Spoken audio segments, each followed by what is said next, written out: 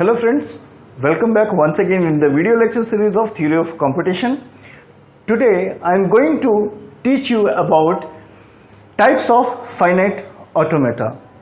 So basically finite automata is classified into two parts. First one is known as acceptor and second one is known as transducer.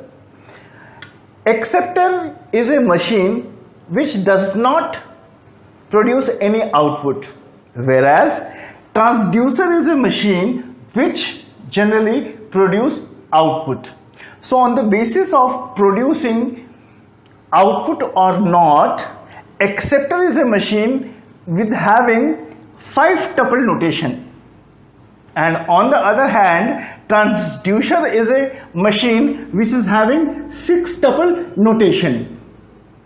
So in this video lecture, I am going to just take an overview of these types of finite automata. However, in examples, we will see lot of examples of finite state automata like NFA, DFA, Moore machine and Mealy machine, which will be discussed in the further lecture. So here I am just taking overview of acceptor and transducer.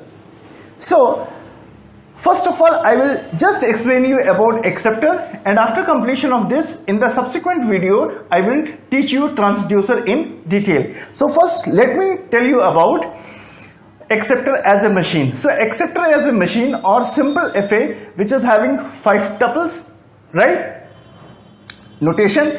First is your capital Q, second one is a sigma, third is your transition function, fourth is your Q naught, and fifth is your capital F. And here I am explaining all the description of these 5 tuples. So what is Q? Q is a set of finite states, right? Okay, what is sigma? Sigma is a alphabet set which is having some input symbols. Fine. What is your transition function? Transition function is nothing but it is Q mapping with input symbol to reach some next state or the same state. Okay, Q naught is the initial state which is defined as Q naught belongs to capital Q, right? The description of all these things I have already explained in my last lecture. If you want to see in my last lecture, I will just provide you the link, its link in my description of this video. Finally, F is the set of final state, right? Set of the final state, that means F is the subset of capital Q. And the examples of acceptors are NFA. What is NFA? NFA is your non-deterministic finite automata, which is also known as NDFA, that is non-deterministic finite automata. There are two types of NFA or NDFA. First one is your epsilon move and second one is your without epsilon move. See, the basic difference between these two NFA is, in epsilon move, when you're talking about epsilon move, you can change your state without giving an input, right?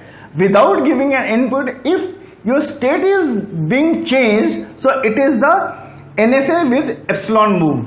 While in NFA without epsilon moves, without giving any input symbol other than epsilon, your state cannot be changed, right? So for that reason only, see, I will explain you NFA with epsilon move and without epsilon move in the subsequent lecture, but here I am just taking the basic examples of this thing.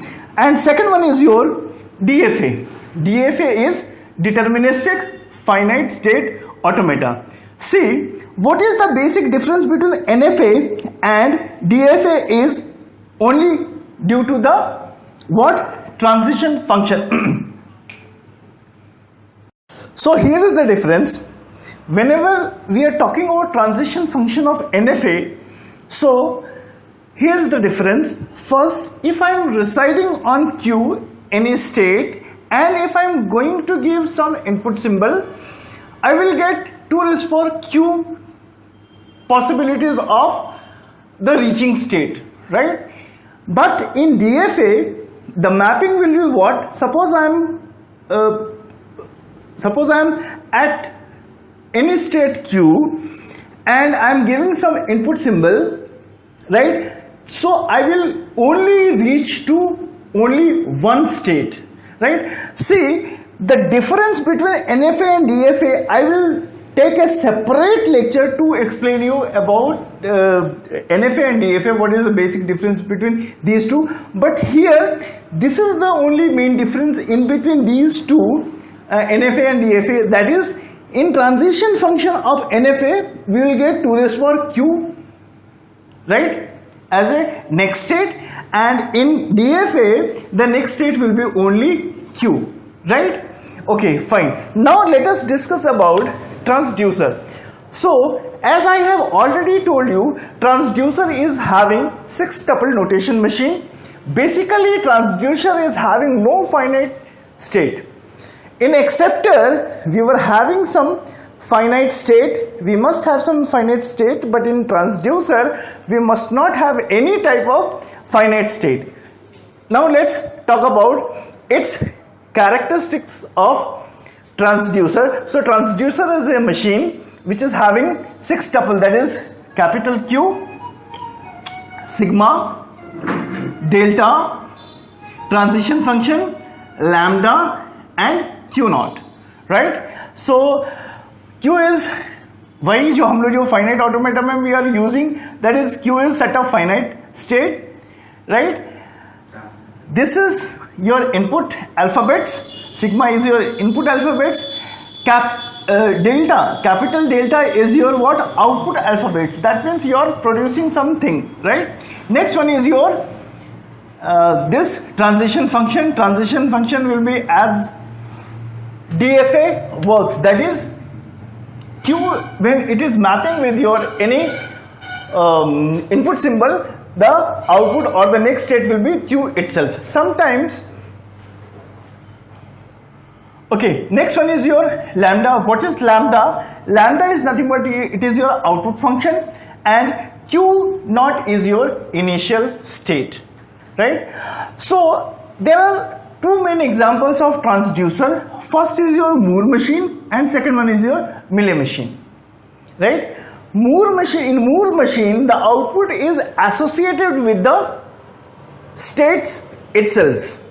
In Moore machine, output is associated with the state itself, but in Mealy machine, the output is depending upon, or the output is associated with the transition.